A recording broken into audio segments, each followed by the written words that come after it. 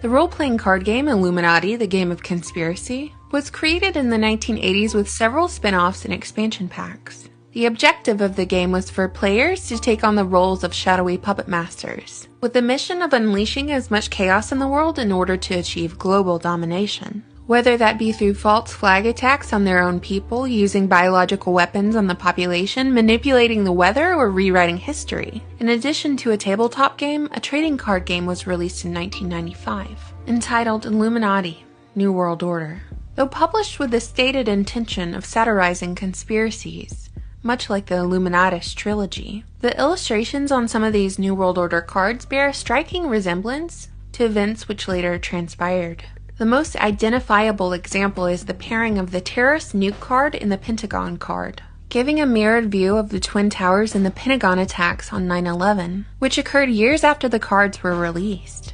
Those who claim these illustrations are just eerie coincidences point out that an attack on the World Trade Center occurred in 1993, which could have, if we squint really hard, provided inspiration for these cards. The man featured on the "And Stay Dead" card is similar in appearance and predicament to WikiLeaks' Julian Assange, whom many believe to be dead after WikiLeaks released what was thought to be Assange's dead man switch in October of 2016, indicating his untimely death, though WikiLeaks has refuted these claims.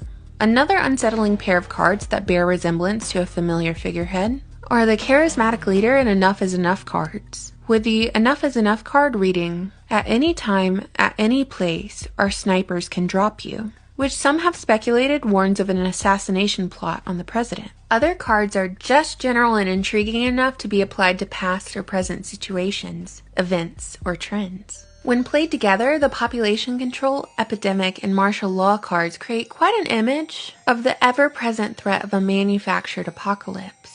Especially when the Centers for Disease Control card suggests that the CDC can either provide relief to a devastated area or unleash biological warfare on a place in order to destroy it. Other New World Order themes bleeding from the cards into our reality include political correctness, censorship, death of freedom of speech, altered food and the health crisis, and gun control. But perhaps this card, the Conspiracy Theorist card, is the mightiest one in the deck when removed from fictional gameplay and applied to real life. Right now, we're living in a time when any real skepticism or questioning of those who seek to destroy our constitutional rights is labeled the ramblings of a conspiracy theorist, a term coined by the CIA to silence any dissenting voices. It's a powerful term which others associate with negative connotations like mental illness, due to the success of the government's psychological operation. So why would they put forth so much effort in discrediting those they claim to be low IQ, mentally ill, obsessed, unhinged, paranoid individuals? Well, because patterns of history pack an even more powerful punch than a silly term. Patterns like the absence of checks and balances which led to an empire's demise. Kings with so-called divine rights behaving as they pleased at the expense of their people, and the tyrannical attempts to diffuse the criticism of a powerful few. None of these historical examples are conspiracy theories. They're just conspiracies. Conspiracies which led to the creation of the Magna Carta, the Declaration of Independence, and even the United States Constitution.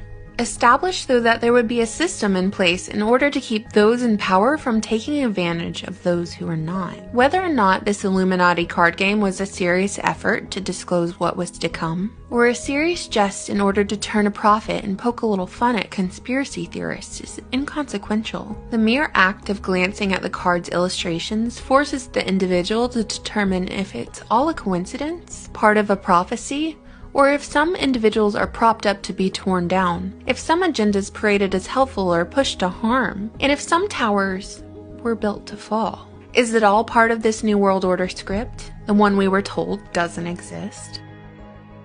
Novus Order Seclorum. A new world order. To begin to establish the new world order. A new world order. When really a new world order can be created. We needed a new world order. And how negative or positive it will be will depend on what kind of new world order we really create.